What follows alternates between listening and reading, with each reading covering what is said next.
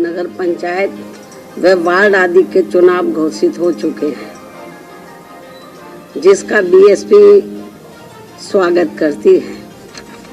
साथ ही ये भी उम्मीद करती है कि यूपी सरकार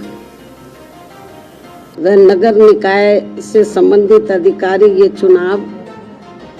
पूरे तौर से फ्री एंड फेयर कराएं तथा नगर निगम का भी चुनाव ईवीएम से न करा के इसे भी सीधे तौर पर बैलेट पेपर से ही कराएं। ये भी हमारी सरकार से संबंधित अधिकारी से पुरजोर अपील है। इसके साथ साथ यहाँ मैं ये भी अवगत कराना चाहती हूँ कि हमारी पार्टी बीएसपी ने ये चुनाव पूरी तैयारी व दमदारी के साथ लड़ने का फैसला लिया है, ताकि प्रदेश में नगर निकाय स्तर पर सही लोग चुनकर जा सके। तभी फिर वे सर्व समाज में से विशेषकर गरीबों, मजदूरों, दलितों, आदिवासियों, पिछड़े वर्गों, मुस्लिम व अन्य धार्मिक अल्पसंख्यक समाज के लोगों के हितों का हर मामले में प्राथमिकता के आधार पर पूरा ध्यान रख सकते हैं, क्योंकि बीएसपी ही इन वर्गों के हितों के मामले में केवल एकमात्र ऐसा मंच व प्लेटफार्म है जो परम पूज्य बाबा साहब डॉक्टर भीमराव अंबेडकर की विचारधारा एवं मूवमेंट से जुड़कर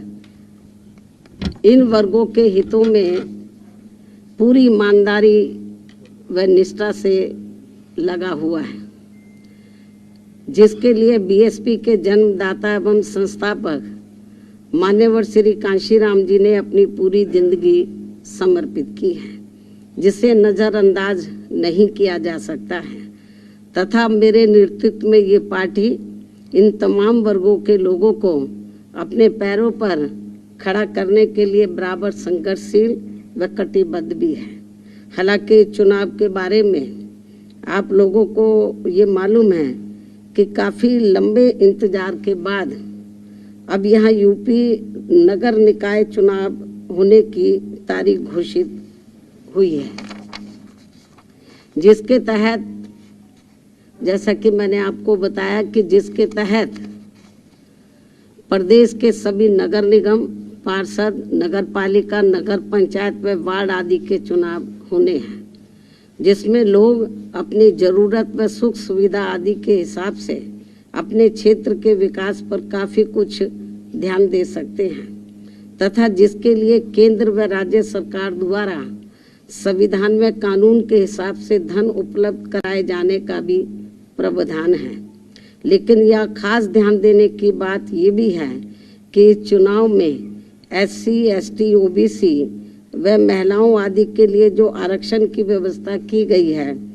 तो उससे इन वर्गों के लोग पूरे तौर से सहमत नहीं हैं, क्योंकि इस चुनाव में इन लोगों के लिए आरक्षण की जो भी सीटें आरक्षित की गई हैं, तो उसमें काफ़ी नियमों को ताक पर रख दिया गया है, जिससे जाहिर होता है कि यहाँ सत्ताधारी पार्टी बीजेपी इस चुनाव में हर स्तर पर अपना राजनीतिक स्वार्थ साधने में लगी है, ताकि इसका काफ़ी कुछ फायदा इसके बाद देश में होने वाले लोकसभा चुनाव में इस पार्टी को यहाँ मिल सके। लेकिन यहाँ खास ध्यान देने की बात ये भी है कि यहाँ के गरीबों के लिए विभिन्न कल्याणकारी योजनाएं तथा बेरोजगारी के इस दौर में दैनिक मजदूरी करके अपना पेट पालने की योजनाओं के धन में भी कटौती व भुगतान में देरी आदि करके जो यहाँ स्थानीय रोजगारों की दुर्दशा बना दी गई है, वह भी किसी से छिपा नहीं है। इसलिए ऐसी स्थिति को बेहतर बनाने के लिए यहाँ निकाय स्तर पर जागरूक, योग्य व ईमानदार जनप्रतिनिधि चुनने की जरूरत है, जिसमें खासकर गरीबों, दलितों, पिछड़ों एवं अन्य उपेक्षित वर्गों तथा अकलियतों आदि को भी अपनी अहम भूमिका निभानी होगी, जिनके कुल मिलाकर वोट यहाँ काफ़ी ज़्यादा बन जाते हैं और इनको इस चुनाव में भी विरोधी पार्टियों के सभी साम दाम दंड भेद आदि हथकंडों से सावधानी बरतते हुए व खासकर सत्ताधारी पार्टी बीजेपी के किसी भी दबाव व लालच आदि में न आकर अपना वोट करना है। इसके साथ ही यदि ये नगर निकाय के चुनाव सरकारी द्वेष, पक्षपात व अनुचित दखल अंदाजी आदि से मुक्त व पाक साफ होकर चुनाव की प्रक्रिया को सही से लागू करके कराए गए तो फिर इसका चुनाव का महत्व खासकर यूपी के नगर विकास व यहाँ के लोगों की उन्नति व स्थानीय स्तर पर रोटी रोजी में भी काफी सहायक सिद्ध हो सकता है। लेकिन ऐसा यहाँ अब तक होता हुआ बहुत कम ही देखने को मिलता है। फिर भी इस लक्ष्य की प्राप्ति के लिए सावधानी व समझदारी का सामूहिक प्रयास जारी रखना बहुत जरूरी है। यही वक्त की मांग है तथा यहाँ लोकतांत्रिक व्यवस्था का तकाजा भी है। इसके अलावा ये भी सर्वविदित है कि विरोधी पार्टियों में भी विशेषकर भाजपा के लोग सपा राज की तरह ही इस चुनाव को किस प्रकार से चुनौतीपूर्ण लेकर अनेकों प्रकार के हथकंडे अपनाने तथा हर प्रकार के जोड़ तोड़ आदि करने में ही लगे हैं, जिसके तहत अब यहाँ इनकी संकीर्ण राजनीतिक स्वार्थ की खातिर पसमानदा मुस्लिम समाज का राग आपना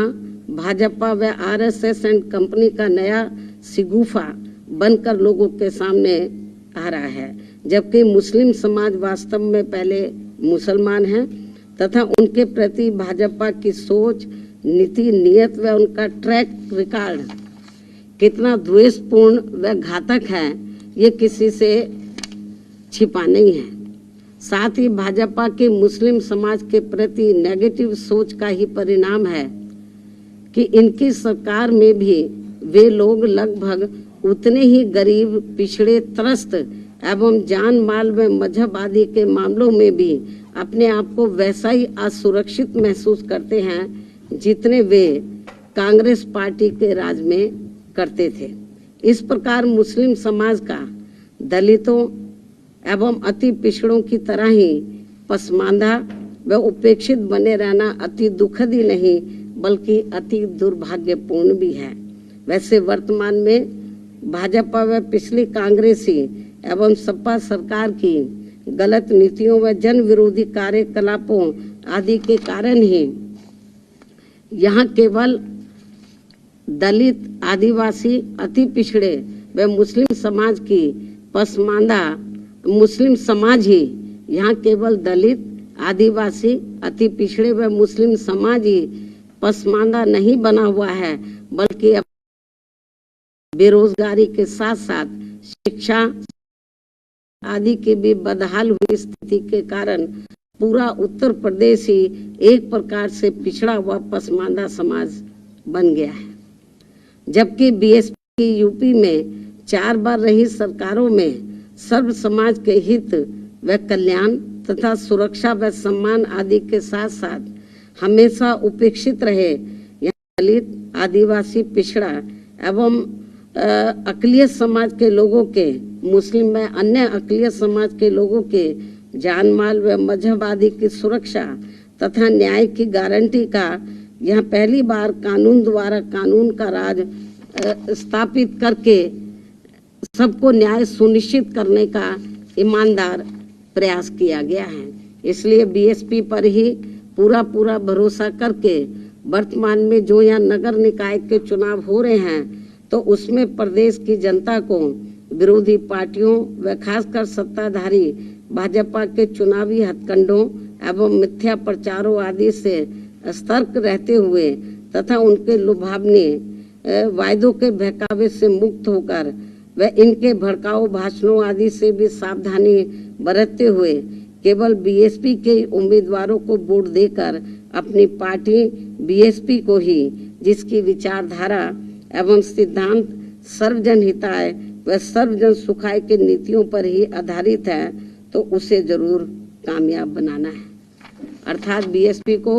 जरूर कामयाब बनाना है। प्रदेश के समस्त भाई बहनों व वोटरों से मेरी मीडिया के जरिए यही पुरजोर अपील है। धन्यवाद। जय भीम व जय भारत।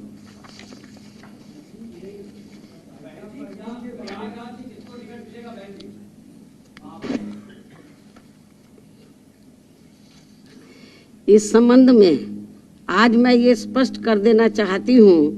कि प्रयागराज में पिछले दिनों श्री उमेश पाल की हुई हत्या को लेकर अभी तक मीडिया के जरिए जो भी तथ्य सामने आ रहे हैं या आए हैं, और इस हुई घटना में खासकर अतीक की पत्नी का नाम आते ही वह उसके फरार होने पर अब स्थिति बदल गई है। ऐसी स्थिति में अब हमारी पार्टी ना तो अतीक की पत्नी को और ना ही उनके परिवार के अन्य किसी भी सदस्य को वहां मेयर का टिकट देगी। इसके अलावा जहां तक अतीक की पत्नी को पार्टी में रखने व ना रखने का सवाल है, तो उनके पुलिस के गिरफ्त में आते ही जो भी इस केस को लेकर उनके बारे में तथ्य उभर कर सामने आएंगे, तो तब इसका भी जल्दी ही फैसला कर दिया जाएगा, क्योंकि हमारी पार्टी कानून से ऊपर नहीं है, अर्थात कानून का पूरा सम्मान भी करती है।